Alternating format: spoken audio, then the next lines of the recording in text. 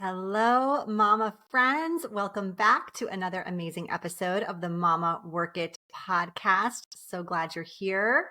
If you are new in town, Mama Work It is all about supporting women in the juggle of mom life, work life, wife life, fill in the blank life. And I am your host, Marissa Lonick, working mama of 4 kiddos and the founder of Mama Work It. So welcome, welcome, welcome. Today, I'm super excited because we're talking about a topic that is near and dear to my heart. It is all about dreaming big, and it is specifically for you, working mama. So our guest is Elisabeth Sharp McKetta. She is an award-winning writer and writing teacher and a mom of 2 with a PhD on the intersections between fairy tales and autobiography, as well as a 7-year streak of writing weekly poems for strangers. She teaches writing for Oxford Department for Continuing Education and for Harvard Extension School, where she won their highest teaching award. She has authored 13 books, you guys, including the Personal Growth Guide, Edit Your Life, based on the experience of living 3 years in a 275 square foot backyard guest house with her family of 4, well, 5 if you count their Labrador. And the middle grade novel Arc, which was set during the pandemic and described by Kirkus Reviews as infectiously hopeful. Elisabeth co-edited the anthology What Doesn't Kill Her, Women's Stories of Resilience, which Gloria Steinman described as stories that will help each of us to trust and tell our own. Her poetry and short work have been published widely, including in the Poetry Review and Real Simple. And her work with myth and memoir has been spotlighted in Harvard Magazine. Wow, I am fangirling right now. Thank you so much, Elisabeth, for being here. I can't wait to dive into this topic, especially coming from someone as creative and successful as you. You lovely person. Thank you for having me. And I'm fangirling at you right back. I'm such a fan of the work that you do, and it is so important. And welcome, mamas who are listening. Amazing. Well, thank you so much for being here. I just know this conversation is going to be incredible. So let's get started by just hearing a little bit more about your journey as an author, as a creative, as a wife, as a mom, like all the things. All the things. So I've got a 10-year-old and a 13-year-old, and I love that you describe it as a juggle. It is such a juggle. And looking at it from this perspective, which is with one step out of the sort of juggliest phase of the juggle, in that they're, my children are quite independent now, even though they still, of course, need, their parents. But it feels like the thickest part of the juggle all happened at once. And I imagine that a lot of moms feel that way, that the big puzzle pieces of adult life, the getting the sort of rising airplane portion of career, the figuring out how to steward a house of your own, rather than just like living in an apartment and eating soup out of the pan, learning how to parent. It feels like every one of those big, heavy lift rises into adulting happen all in the same time period. And if we're going to go sort of granular on it, there's sort of 2 years of all of them that felt like they sort of overlapped for me and were the years where everything happened. I imagine that you felt that way too, that it would have been, nice in some way if there were the years of lifting writing, the years of figuring out how to keep a house, and the years of figuring out how to parent. But instead, it all came at once, with sort of a whoosh that my mom calls adding chaos to chaos. But it somehow all coexists, and I think is richer for each part that coexists. I have a pine cone on my desk sort of randomly. My son, who's a nature guy, brought it in and I liked it and put it on my office. And actually, you might get a kick out of this. And I'm using it to, see if I can do it without dropping things, to hold my to-do list. But I think it's maybe an apt metaphor for the mothering journey, in that there are all of these pieces that sort of coexist beautifully and sometimes get prickly, sometimes poke out at weird angles, sometimes go in opposite positions. But ultimately, the sort of the shape of the whole is so lovely because of all of these, all of these pieces. love that. And isn't it true that pine cones like close up and reopen up too? Do they? I don't know. I don't know anything about pine Yeah, cones except that I think they're beautiful. They close I up. do. I think that's a thing. And so I just love how that like intersects with that analogy too. Wow, that they know when this ties in beautifully to our plan for today. They tie in beautifully to quiet space. Yeah. Wow, that is a wonderful skill. Yeah. Oh my gosh. Okay. I can't wait to dive into this topic. So, Elizabeth, I think dreaming, and I know you would agree with me, is like such an important part of the creative process, Yes. but also just like the life and the happiness and the fulfillment part of ourselves. So, not even if, like, even if we're not in a career or doing work that is quote unquote creative, it's just part of like an important part of life in general, Yes. I think. But so many moms out there are no longer practicing this on a regular basis, if at all. And I know I've been Yes. guilty of this in the past. So, as someone like yourself, you make a living on creativity. You've even written a book on creating a life of your dreams, essentially. Why is it so important to make time and space to dream and especially to dream big? Oh, this is such a beautiful question. And I love that you separate it from creative practices, which is something that I don't think I had the wisdom or the confidence to do in my early days of motherhood, that it felt like a big leap to say, I need time to write. Eve, it was easier to say, I need time to teach, through which I earn money, or I need time to go do some practical thing that directly benefited the family. But writing is this creative unknown that would certainly lift my spirit and bring me into, through bringing me into a spacious sort of dream space of getting to just imagine and explore and think and follow an idea until it ran out, didn't translate in any practical economic terms. It didn't get the dishes done. And I felt it took me a long time and a lot of practice to confidently say, I need this. And I feel writing, part of what I treasure about it, in especially in those early years of motherhood, is that it gave me a skeleton key toward solitude and toward dream space. And I think how lucky that was, and what what would I have what would have been its placeholder if it hadn't been writing. And that's a question that I think about often, because obviously most mothers, do not write books. They do other things, plenty of other things. But do we need a hall pass for solitude? Definitely not. Um, but that one I felt was the one in the hand for me that helped me see that as a legitimate want. So now what I wish I could say to my younger self is, and what I wish what I will tell my children, although because they're in the adolescent years, they of course can't hear it from me, is that time spent with yourself, enjoying your own company, practicing a creative art or going for a walk or reading a book slowly or just doing a jigsaw puzzle or staring out the window.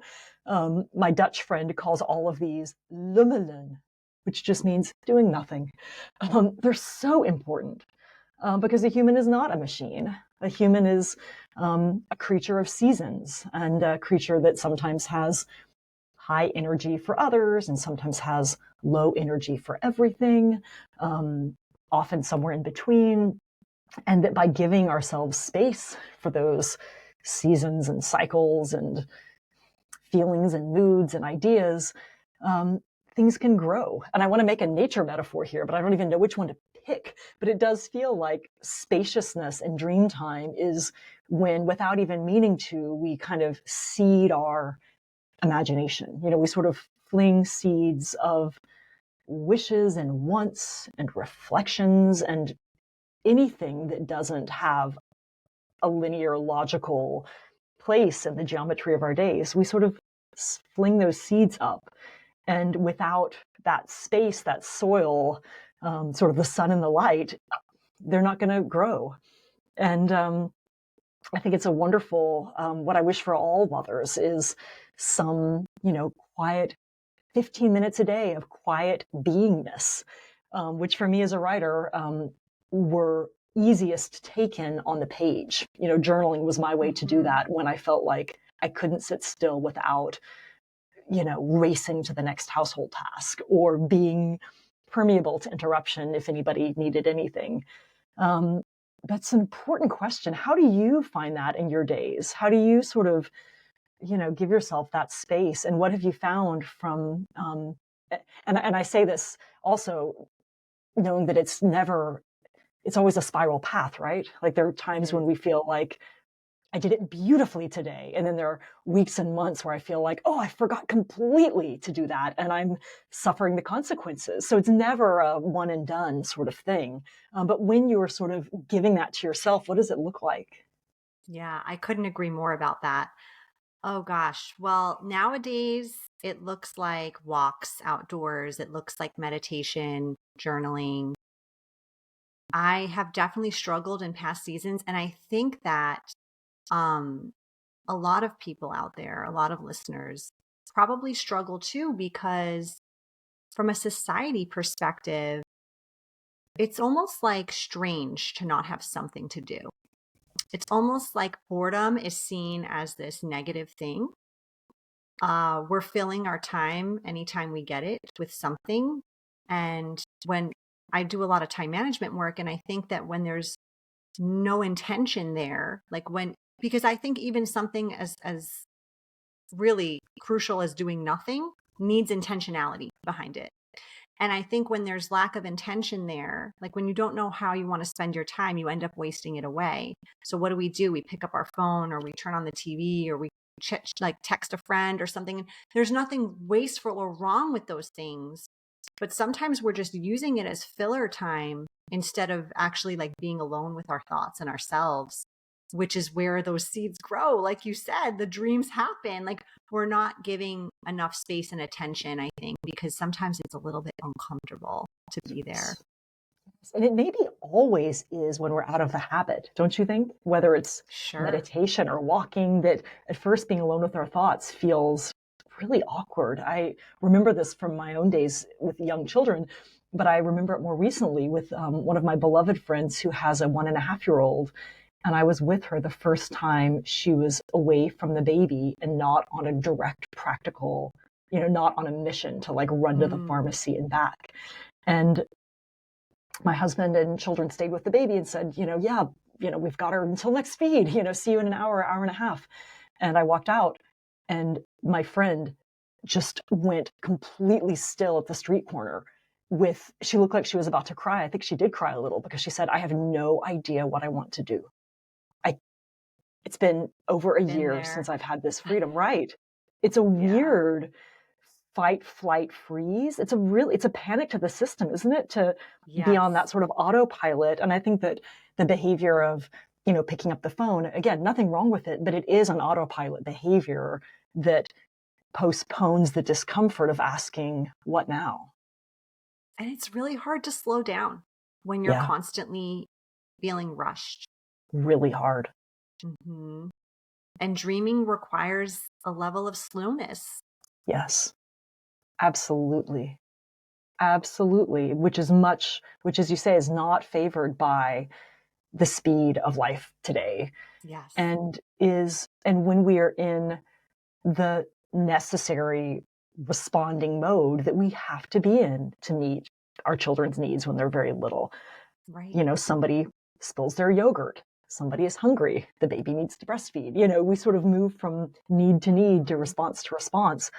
That I think of I'm still feeling that unraveling into slowness as that is less necessary. And I find that now with older kids, and this is very much a work in progress, that that responsiveness is necessary for the season of babies, and it causes friction with the kids as they get older when they want the space and they want the time, and they don't want this sort of twitchy mom saying like, what do you need? Are you hungry?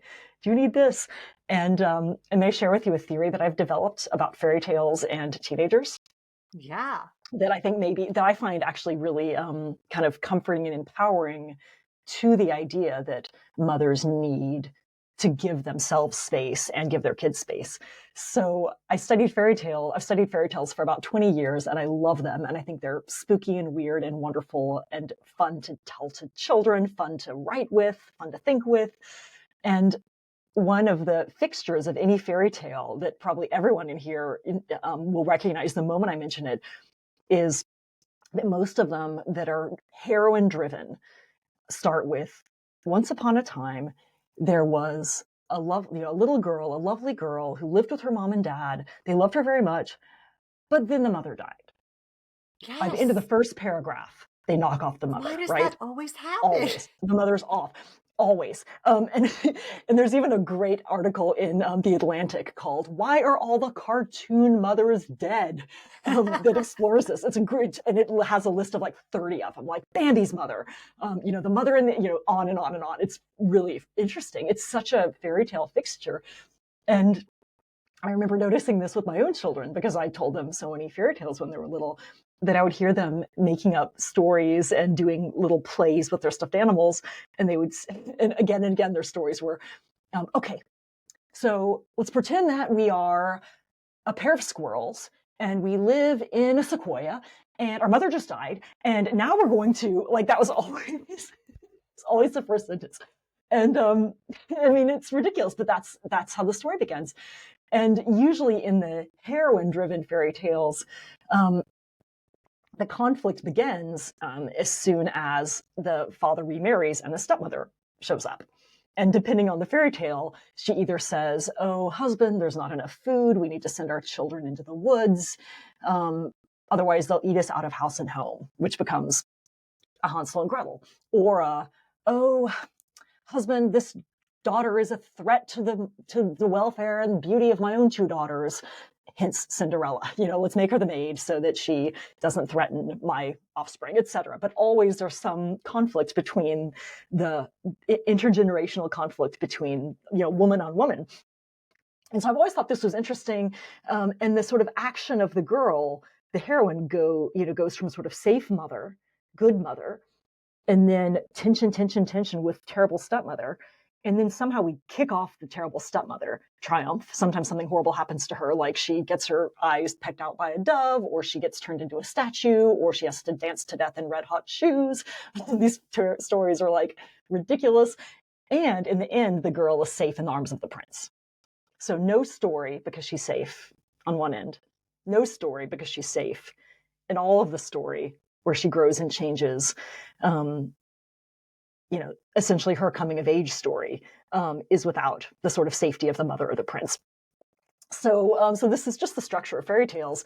And what I noticed when I became the mother of an adolescent is that, who I've always been very close to, is that there's a motif in fairy tales they call it allowing the too good mother to die, which is what anyone listening here, like, we want to be the best mothers we can be. Like, let us be too good. Let us be excessively good. Let us be perfect. We want to be off the charts. Yes. We want to be off the charts. We want our kids to have like nothing to go to therapy for ever, right? Ever. We want to be the best. And of course, like, we all need to go to therapy for something. And we all parent the best we can. And, it ends up the best we can.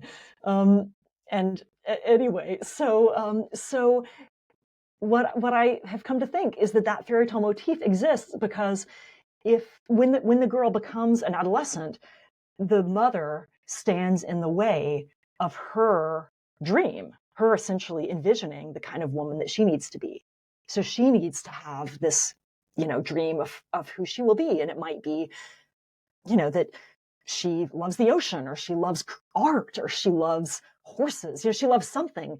And it's quite likely, maybe it's something that she shares with her mother, but she needs to have her own version of it.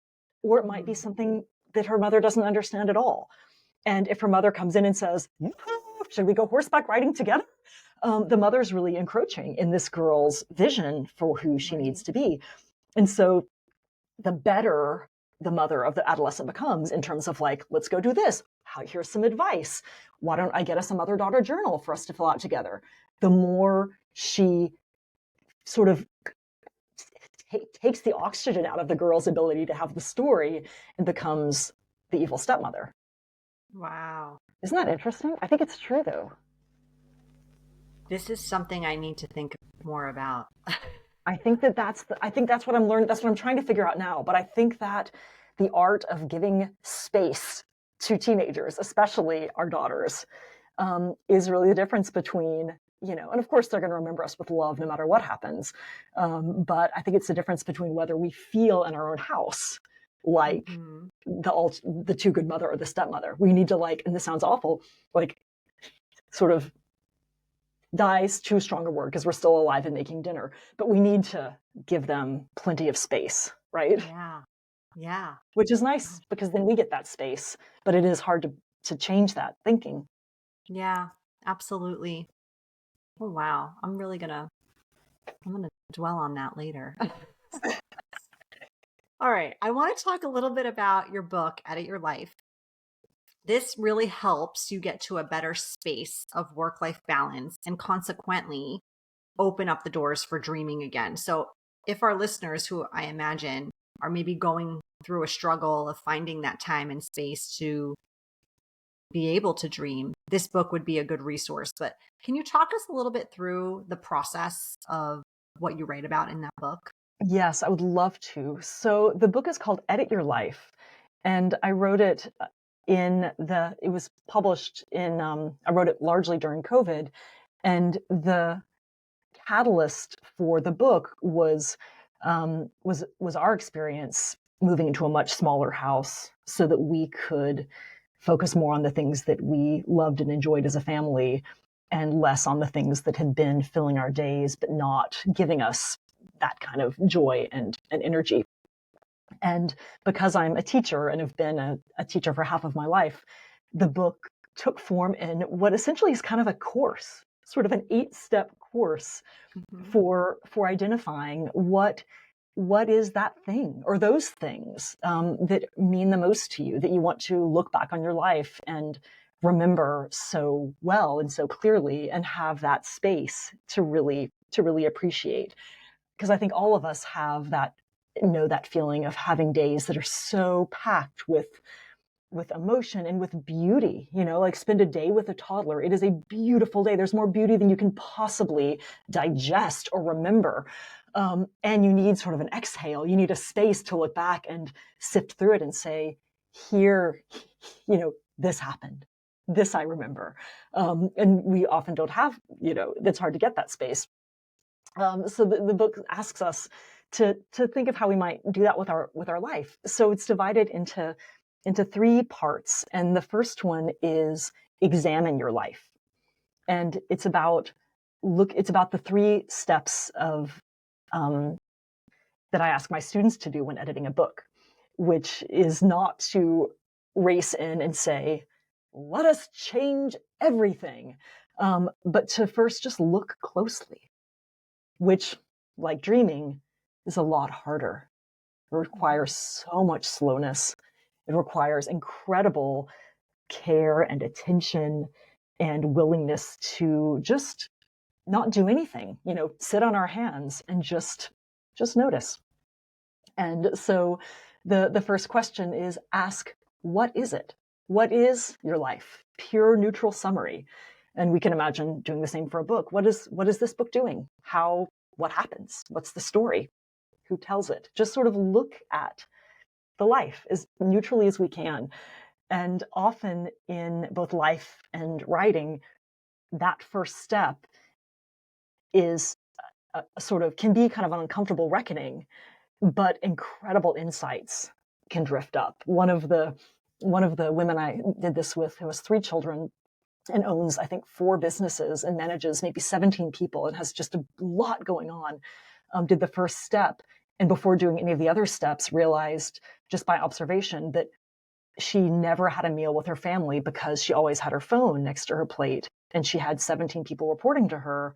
And so she hadn't had a quiet meal for how long? So that first week, she kept her smartphone for drives and GPS and camera, but got a dumb phone for the rest of her life so that she could just have meals with her family. It was such a simple thing, but it was just her saying, oh, I noticed that one of my values is dinner together, or lunch or breakfast or anything. And I never allow that. So interesting. And again, that's the kind of thing that we can beat ourselves up for, but that doesn't serve us. But if we just observe it and say, this is, observed, noted. So the first one is just look closely. And in that, we also will find great beauty. We'll probably see a whole lot of things that we are doing really, really well. And that even if we say, I never exercise, like probably we do a lot of walking to and from the park. That counts, like often we'll find a lot of forms of things that we weren't counting, but that we realize, art is, creativity is important to me. My child and I make art, every Saturday, or cooking is important to me. And actually we have waffle day, whatever, like it's in, the stuff that we value often is in there in ways that then we can take the guilt off of our shoulders. So what is it? Is question one. And then the next one is asking, what could it be? And that's where we get to sort of go a little further and dream a little more and ask, of this, what is it? Where does it feel like we might want to stretch it a little more? For me, that was often about writing. If I was writing once a week, could it be 3 times a week? How could I? That was how Poetry for Strangers was born. Is I wanted to write more and go more places with my kids. And so we ended up each afternoon going on outings, and I'd meet strangers and ask them for words, which I would write into weekly poems. And it was just sort of born out of wanting more adventures in writing, and in a sort of spark of loveliness, as dreams will lend itself to. That felt like the obvious answer. And so the moonshot, what does this life want to be? And it's always, when we really think about it, something within the realm of possible, because we've not, come this far in our life when really actually we were supposed to be, doing something completely different. Like generally speaking, we see the trail that got us here, and there were choices we made because we needed them. So, within this life, what does it need a little more or less of? And then the third question building upon that is to ask, what is needed to do our best to sort of work along that gap between what life is today and what the moonshot version is. And for most people, again, it's not, I'm leaving you people and moving to Hawaii, but it's, actually, I do not need my smartphone at meals. Or I do need to ask my husband to be on duty in the morning so I can write for an hour and a half.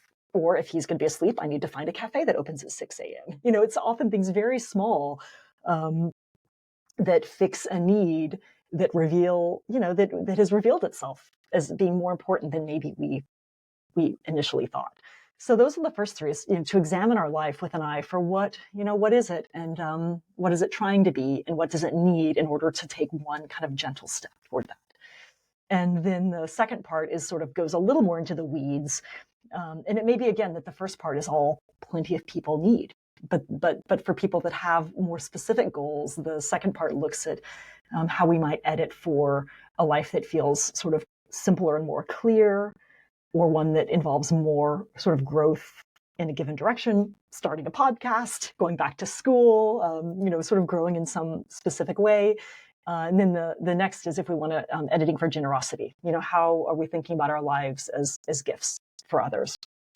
And then the final section, which for me feels like the hardest one, is, and this again is, it's all, I try to think of it as neutral, because it's a spiral. It's never easy, but also it's our homework. It's our forever homework. The third is to just enjoy our life, whether it is a time of an ordinary time or an extraordinary time, rather than being in the mode of thinking we can always edit more, but just to exhale and say, all right, editing season is over for now, and this is our life, and now let's live in it, and let's not move so quickly we can't enjoy it. That's the one that's hardest for me. Yeah, or let's I can not, that's a really hard one. empathize with that. Yes, And I right? think a lot of listeners too, being high achievers, it's really hard to sit back and just enjoy, or like stop and celebrate your wins, or just put the goal on pause for, a month, a week, a day.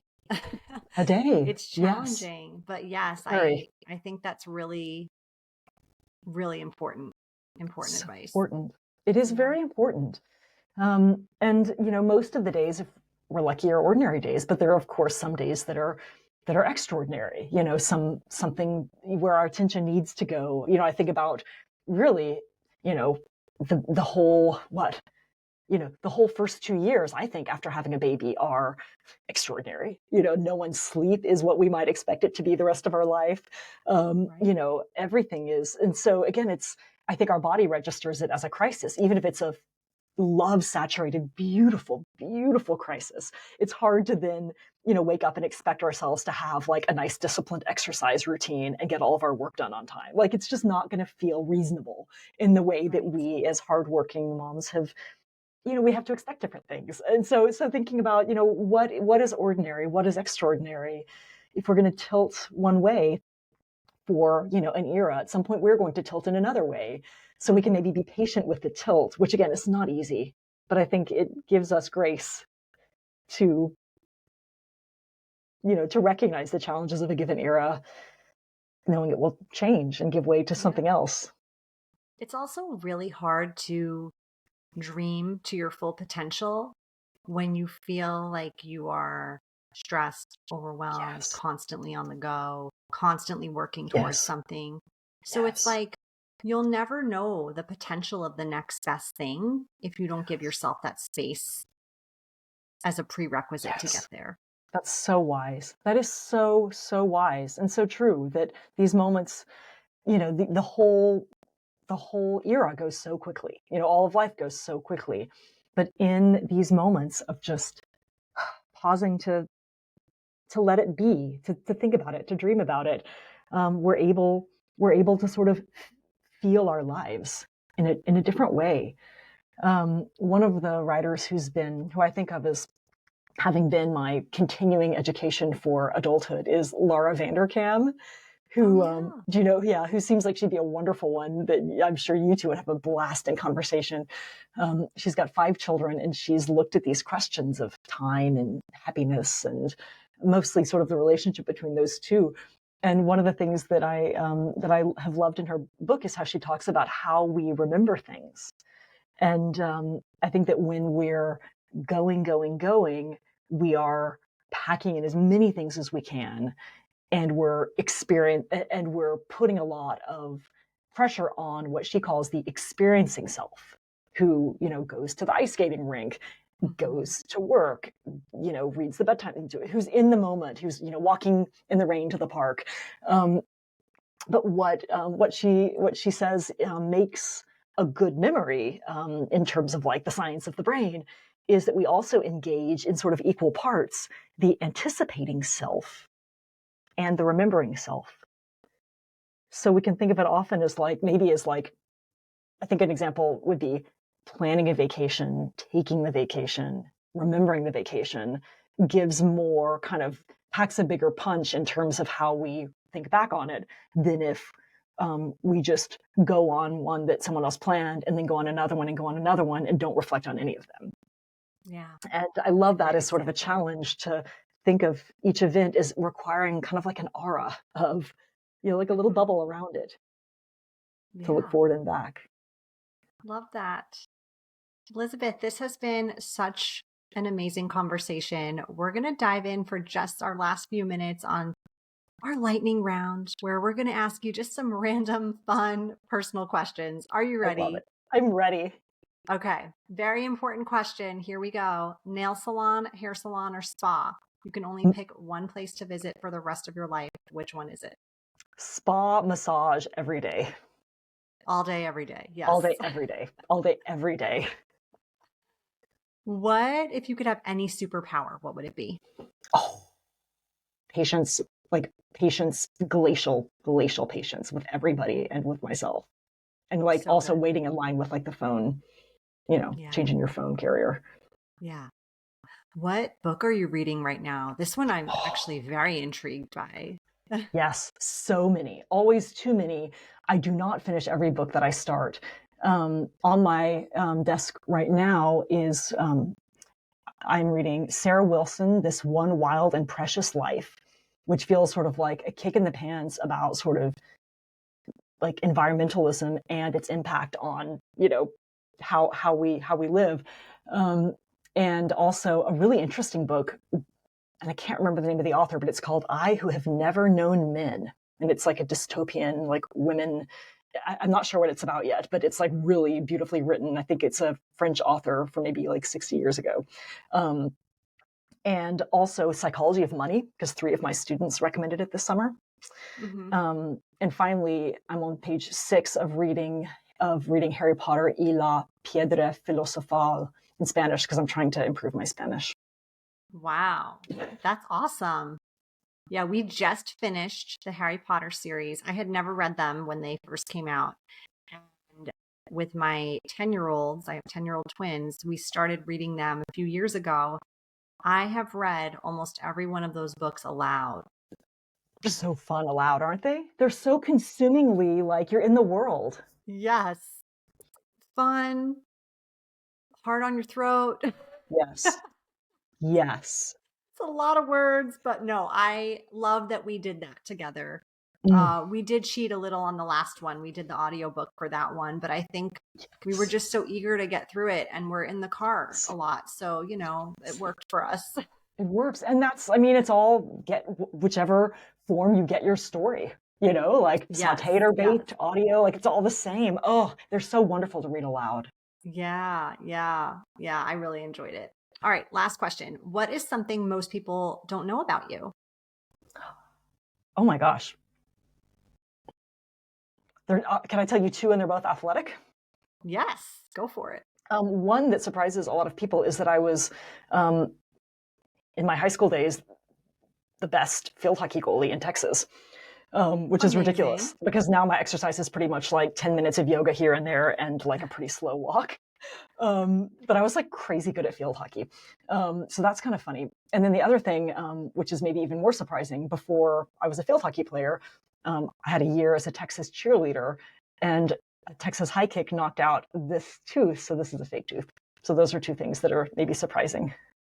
Wow. Those were really good, fun facts. Thank you for It's, sharing. it's a great I too was question. a cheerleader in high school, but fortunately did not have a tooth knocked out.